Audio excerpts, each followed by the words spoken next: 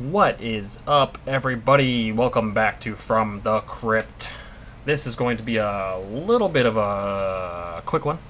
Not going to be as long and in-depth as our other videos, but it was a fun topic that we couldn't resist. So we must. We must. Thank you, Willow. I appreciate that. Love you.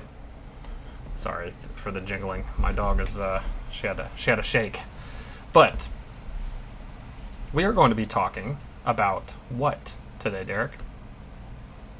So, I was on YouTube and I saw somebody posted this question, and just like the Big Four for new metal, which was a great question.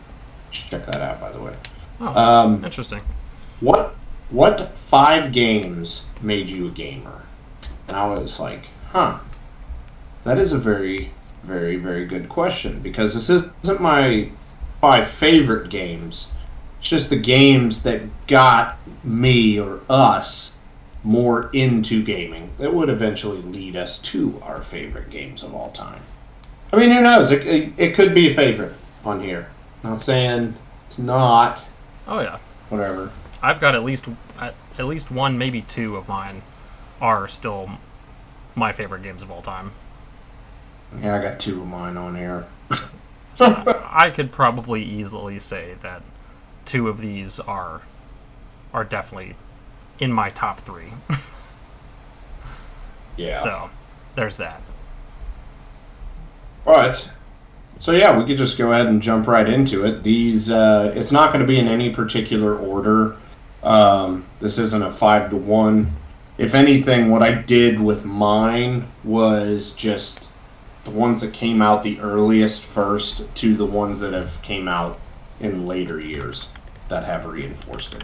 And by later years, don't think I mean something that came out yesterday, because it's still a pretty big window. But, yeah, do you want me to go first on this one? Yeah, go ahead, go first. I'm gonna pull my list up on some Wikipedia pages, so I have the year that they came out. Okay. All right, so the first game that is very, very important for me gaming, released November 21st of 1992, and that's Sonic the Hedgehog 2. Now, part of the reason I say this is very important is because it was the first video game I ever had, and I absolutely loved the shit out of it. Still to this day, it is one of my favorite games. I won't say it's not. I can pick this game up and play it start to finish, have a good time with it. There was one time my wife and I, when we were younger, it's like, oh, we can play Sonic 2. Yeah, you want to play every other death? And she's like, yeah, that's fine. I made it to the 7th level before I died, and then she had gotten pissed, and I literally had to, like, just kill myself, basically, so that way she could play. That's how much I played Sonic 2, how much I love Sonic 2. But, yeah, that'd be the first one I'd have to mention. Hell yeah. Yeah, I never, well, not never, but I didn't play the Sonic games as early as a lot of people did. I think the earliest introduction to Sonic I had was for the Game Boy Advance. I had one of the one of the Sonics for Game Boy Advance. One of my first games I got to on that thing, and I played the shit out of it. Yeah. But, alright, so my first one was released October 1998. And it is Gauntlet Legends. I specifically played the one on N64 first, I believe, although I do think it is on PlayStation 1 as well. I could be, yeah, PlayStation 1 and N64, but I played the N64 version of it first. I think they're pretty much the same. But it's definitely something that sparked my interest a little bit further into fantasy. Me and my buddy Trey, which I'll bring up Trey quite a bit when I talk about video games, because him and his family are single-handedly responsible for me getting into video games and loving video games as much as I do. Most of the video games, if not all of the video games that I started playing at this age, are games that they were playing or that they had at their house. And my family was never big on video games, but Trey's family, huge on video games. So every time I'd go over there, we'd be playing something. And this is one of the ones that we decided to play pretty early on. I can't even remember what we were doing. We came back inside from playing fucking pretend games or some shit outside and wreaking havoc across the land, of course. And we were just pooped and wanted to play something, and he's like, well, my dad's got this cool game on the N64 if you want to check it out. I'm like, sure, let's do it. And dude, we played this shit for hours. Gauntlet Legends on the N64. It's a good time. And then I recently actually went back and listened to the soundtrack of it. Really cool, like old school 8-bit soundtrack. Just creepy vibes the whole way around. But the theme song specifically is just... I think the theme song itself still lives up to like its standards today. Super catchy, really cool melody, and just makes you feel like you're delving into some fucking cool fantasy dungeons and slaying orcs and shit, and that's exactly what the game is. So, yeah, Gauntlet Legends on the N64. Alrighty. Yeah, this really is going to show how old we both are. Yeah. So, the next one I want to talk about was released in November of '93, and it is a little ditty called Mortal Kombat 2. Nice. Yeah, growing up, Sega Genesis was what I had. My cousins had Nintendo, and then other cousins had SNES, so I didn't play those very often. I played my Sega, and I remember I picked up Mortal Kombat 2 at a garage sale for like $10, and it was brand new, still wrapped in packaging and everything. And this was my first real foray into fighting games. Later, I would get Mortal Kombat. I was tempted to put Ultimate Mortal Kombat 3 on here because that was basically Mortal Kombat 3, except like everybody and then added characters in it as well. But Mortal Kombat 2 is what first gave me the itch for like fighting games and stuff like that. I have the Mortal Kombat dragon tattooed on my leg. Like I love Mortal Kombat, even though I'm not like big on like online fighting like in Mortal Kombat 1 or 11 or anything like that. I still just enjoy sitting down and playing it, and Reptile was my main. If I wasn't using Reptile, it was Liu Kang. But yeah, Mortal Kombat 2. I want to say it wasn't until Mortal Kombat 3 was when I was introduced to Mortal Kombat. Was Mortal Kombat 3 on the PlayStation 1? Yeah. Okay. That might have been it. I played as what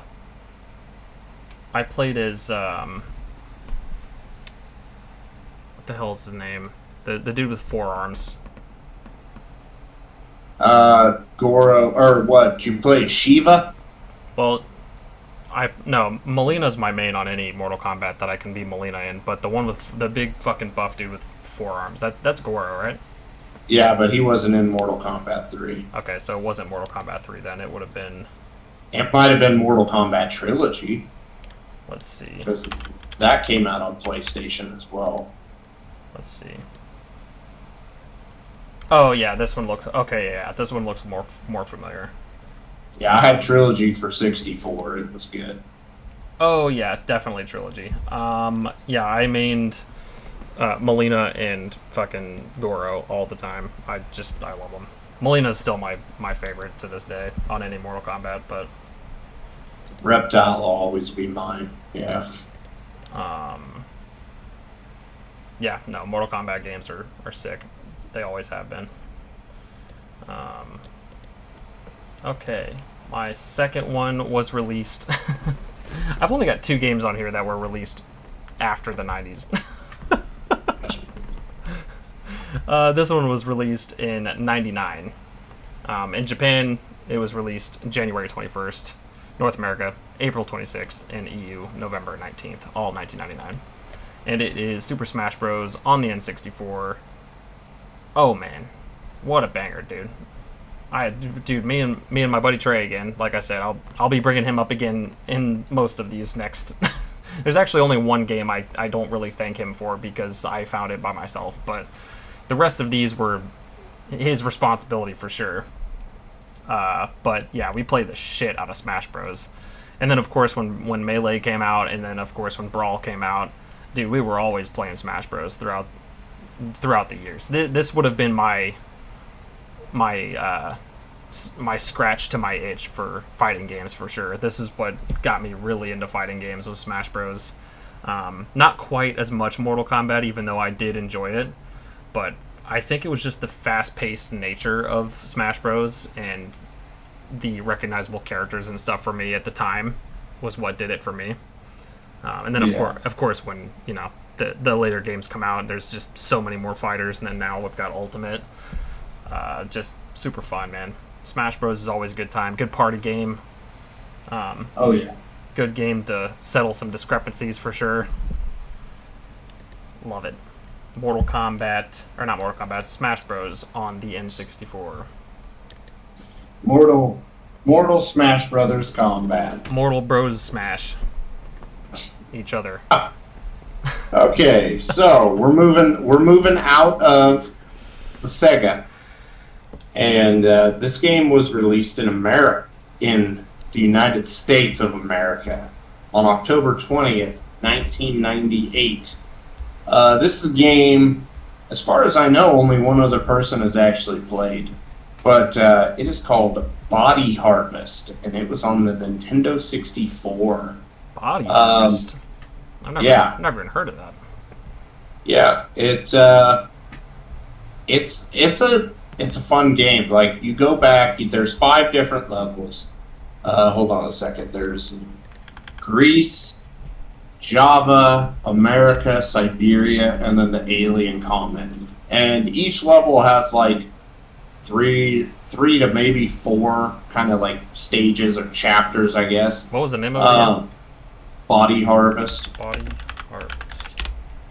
Yep, it's a third-person action adventure game, which was like my first real kind of foray into that. Oh. And yeah, so this one was really important because I played this a lot, and my other buddy that I played it with, we would literally I'd call him up on the phone. I still remember his phone number, which is how good my memory can be. Yeah, we would just see each other, talk on the phone. Yeah, dude, I'm in America right now, stage 2. Like, oh, God, blah, blah, blah. But just the adventure game genre in general, this was very important for me to discover, because up until then, you got to think it's like Sonic, Mario, Mortal Kombat. And I know people say, what about Mario 64? Honestly, I'm not that big on Mario 64. I never have been. But Body Harvest was very important, and not a lot of people know about it, so I figured it at least deserved a mention for how important it was for me getting into gaming. Hell yeah. Yeah, no, this looks like a fucking blast, I'm not gonna lie. Oh, dude, yeah. Had I known about this, I would have played the shit out of this when I was little. Hold on 1 second. Go ahead and start talking about your next one. Alrighty. Yeah, no, I would have played the shit out of this when I was little, had I known about it. This looks fun as hell. It looks like he's got orange RoboCop suit on. Love that. Man, video games are wild. Alright, so we are stepping out of the 90s for a second. Going into the early 2000s, we're going to be going back to December 4th, 2001, to Baldur's Gate Dark Alliance by Snowblind Studios. I don't know if the general consensus of this game was well received or not. I think that people liked it, but I don't know off the top of my head. But Baldur's Gate Dark Alliance was definitely one of the... Oh, nice. Hell yeah. Dude, I had to sell my N64 a long time ago. Yeah, that's sick. Oh, dude, I still got 2, and I got the jungle. They both have expansion packs in them, and I got a jungle green one. Hell yeah, I had the green one for a while. My buddy was getting rid of it, and I bought it from him, and I ended up having to sell it like for rent or some shit. Like I had to make some rent somehow, and I just did not have enough money, so I was looking for everything that I could to sell. I didn't have shit. Yeah. So. But gotta do what you gotta do, you know what I mean? Yeah. But yeah, I was mentioning that we're stepping out of the 90s for a second, going into just past the 90s in 2001 for Baldur's Gate Dark Alliance. Not quite far out of the 90s, but yeah, this was my introduction to some of the more I guess Gauntlet Legends was a little bit dark. The story, anyways, talking about fucking demons and shit, slaying orcs and whatnot. But this one was a little bit more detailed in its delivery, of course, because it released on the PlayStation 2. So yeah, you're able to see and understand a lot more of that graphic nature. But of course, as any D&D inspired thing, it definitely has some dark elements to it. But well, it's called Dark Alliance, so you can probably gather it's got some dark stuff in it. But yeah, I love this game. Played the shit out of it. Again, shout out to Trey. He definitely is responsible for me getting into Dark Alliance and Dark Alliance 2 as well, but I just did not play it nearly as much as I did Dark Alliance 1. I have played through this game so many fucking times, it's not even funny. And they just released both of them, Dark Alliance 1 and 2, on the PlayStation 5, on the PlayStation 5 store, so I went ahead and nabbed those while I could. There you go. So I need to go back and play through them on there, because my PlayStation 2 saves are cracked, and I've got like the best gear and the best weapons and everything, so, and I've beaten it already, so most of the time I'll play through it telling myself I'm just going to play through it fresh. I'm not going to use my saved characters. I'm just going to play through it on a new character. But then I'll get like halfway through it and I'm like, nah, I want to be overpowered as fuck, so I'll just port my old character, or my old character into my fresh game, and I'll just blast through everything like it's nothing. Dude, I can sneeze on things and they die. It's great. It's awesome. Yeah. But yeah, Baldur's Gate Dark Alliance for the PlayStation 2. Okay.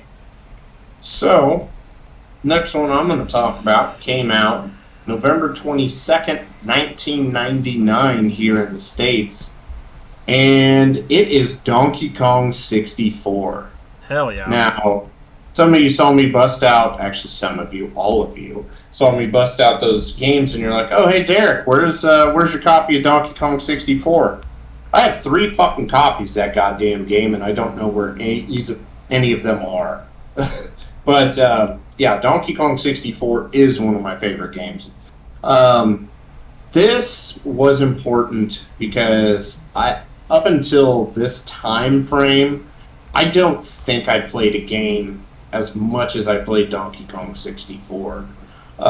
Because, as many of you know, there's 5 different characters that you get to play as: Donkey, Diddy, Tiny, Lanky, and Chunky Kong, and you've got to collect all kinds of crap for all of them. So it is a collectathon, but collectathons never bothered me. Like Far Cry, for instance, go get this radio tower, get this jewelry, get this, do whatever. I actually really like doing that. I'm playing Spider-Man Remastered right now. What do you think I've done already? I've done all of the side stuff now. That's why I'm like 85% of the way done with the game. And I think I just started the final chapter. But Donkey Kong was important because it's like, oh, hey, I like those. Another thing this game taught me, or at least tried to teach me, was to control my temper. Because in level 3, you have to play the original Donkey Kong without dying. And then you have to go back through and play it again, and you can only die once. I can't even tell you how many controllers I went through during playing this. I remember there was even one time I was freaking out, and throwing shit, just fucking pissed. And my dad walked into my room, and he's like, hey, what the fuck's going on in here? And I just, get the fuck out! And he's like, yeah, all right, that sounds good. And just up and left. Oh hell no, dude! If I would have raged like that during any of my video game sessions, my parents would have just taken that shit. They would have never even looked another. They would have never looked at another console ever again. Once I hit a level of mad, there is no reasoning with me. You just give me what I want, leave me the fuck alone, and then I'll cool down. But yeah, yeah, Donkey Kong 64. That was my next one. Hell yeah. Oh, I take that back. I've got 3 that are not in the 90s, but this one is earlier than the last ones, and it was released in 2000. Okay. April 21st, 2000 for EU, and May 9th, 2000 for North America on the PlayStation 1. And it is Medieval 2, specifically. I've got Dan's skull tattooed on my thigh. I fucking love this game. Played through it many times. Played through it with cheats many times. I've gotten everything unlocked. Dude, I love it. It's just a fun game all around. If anybody is interested in learning anything else about the Medieval series as a whole, actually, even if you just watch this one video on Medieval 1, you're going to get the same idea for Medieval 2. The only thing different is the story is a little bit more refined, but it takes place in the future, of course. Well, further in the future than the original game, of course, but it is just... It's an ass hair more polished than the first game. And in my opinion, it is the better of the two, even though they only remade Medieval 1 for the PS4, unfortunately. However, I pre-ordered the fuck out of that, and I played it immediately when it released back in October 2021, I want to say 2020. I don't remember. It was a couple years ago. They remastered it from the ground up. They used all the same voice lines and shit. It was great. But unfortunately, we still haven't gotten a Medieval 2 remake yet. I really hope they do it because I would love to see the same level of passion go into the second game, because in my opinion it is just a better game. But yeah, super fun. The original one and Medieval 2 both control like shit because they're early PlayStation games, of course, so take that with a grain of salt, but the remaster of Medieval 1 is phenomenal. They definitely fixed a lot of the controls, so it plays a little bit more smooth, of course. The soundtrack is great. I want to say Andrew Barnabas was the composer. Andrew Barnabas and Paul Arnold both composed the Medieval 2 soundtrack. Awesome fucking soundtrack. And anyway, I mentioned a video. Go watch Kadikarus's video on Medieval 1, and he does a really cool, probably like 45-minute rundown of Medieval 1, I want to say. And yeah, he'll even praise it just as much. It's just a damn good game. Of course, he has some discrepancies, which any good review is going to give you the critiques, negative and positive. But overall, very positive, well-received game as far as I know. It just was a little bit too niche to make it into the mainstream, unfortunately.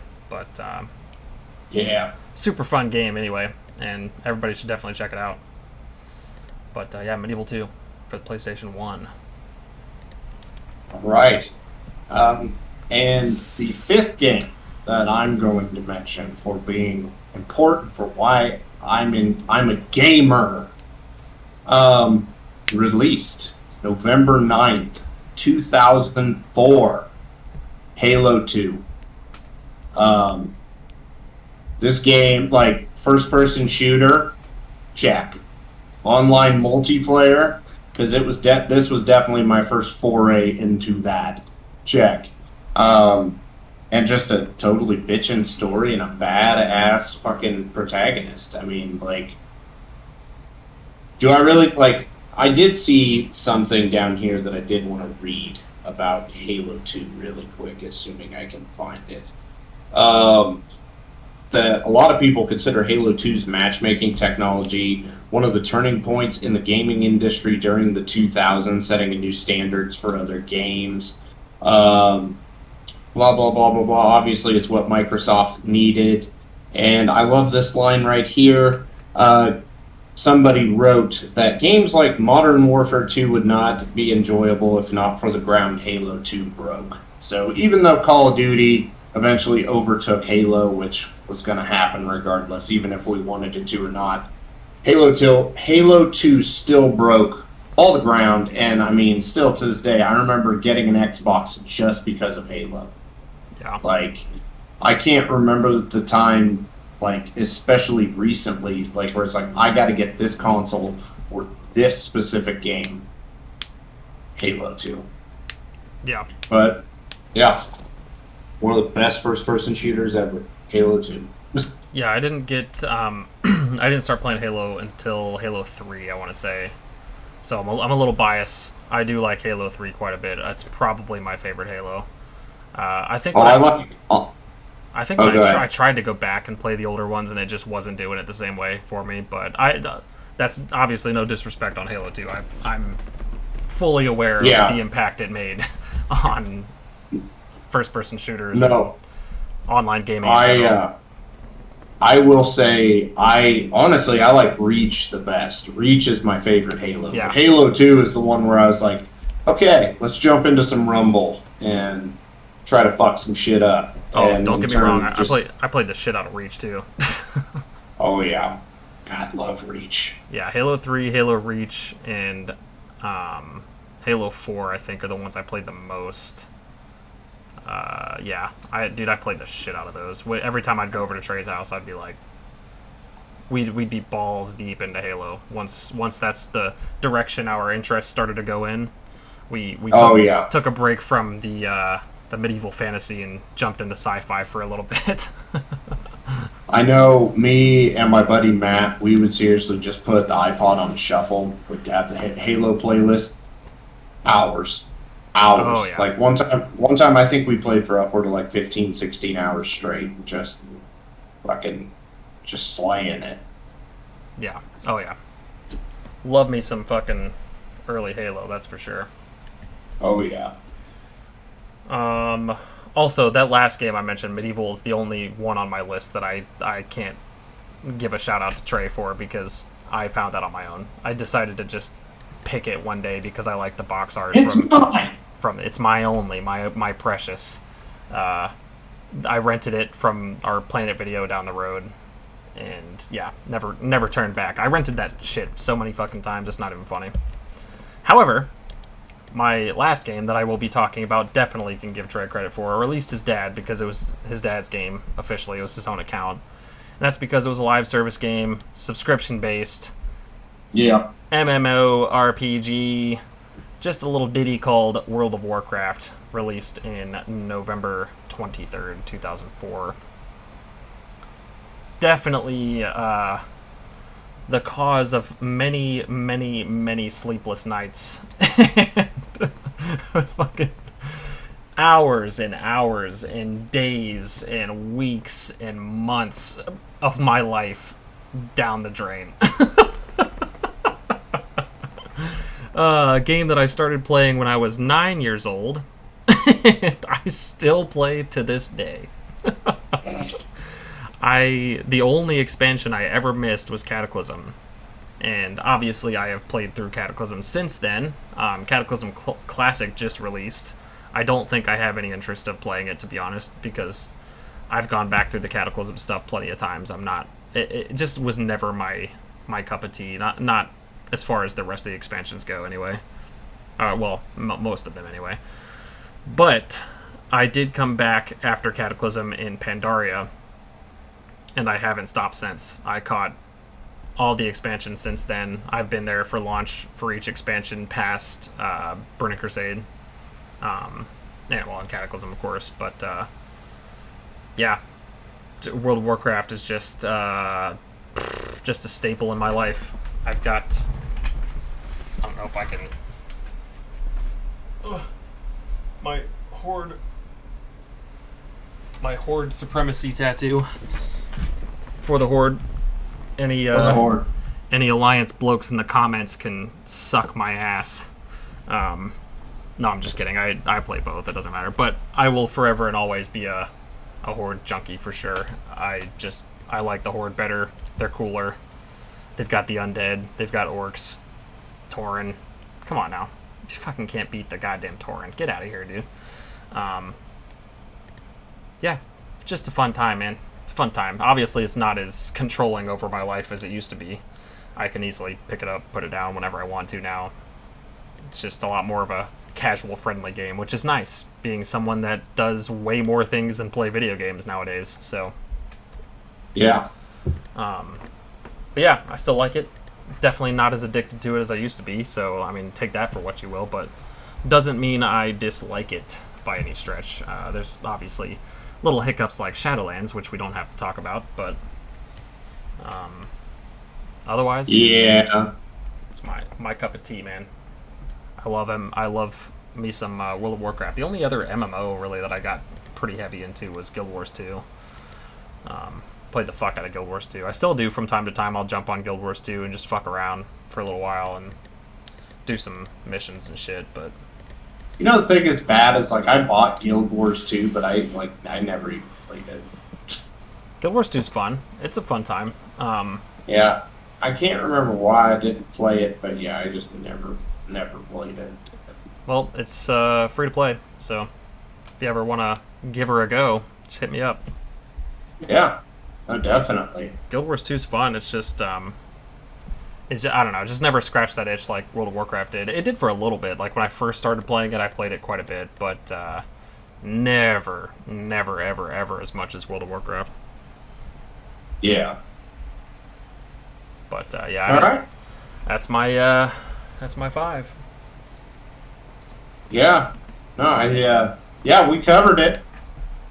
And we even talked about a game that can lead to gaming addiction, which is a bad thing. Hey, Wow. Smash Bros can lead to some addiction too. Have you seen some of those tournaments? World of Warcraft. Sorry. I had something really stuck in my throat and I could not get it out. I'm gonna get something stuck in your throat here in a second. Fuck you. But yeah, guys, that'll just about do it. Make sure to let us know down below what were the 5 games that got you into gaming, or what did you think of our choices? Do you think WoW is an addiction? Because I think it is. But make sure to like, comment, and sub. Hell yeah! Also, make sure you show your Horde supremacy in the comments for the Horde. Peace. See you next time. Have a good one.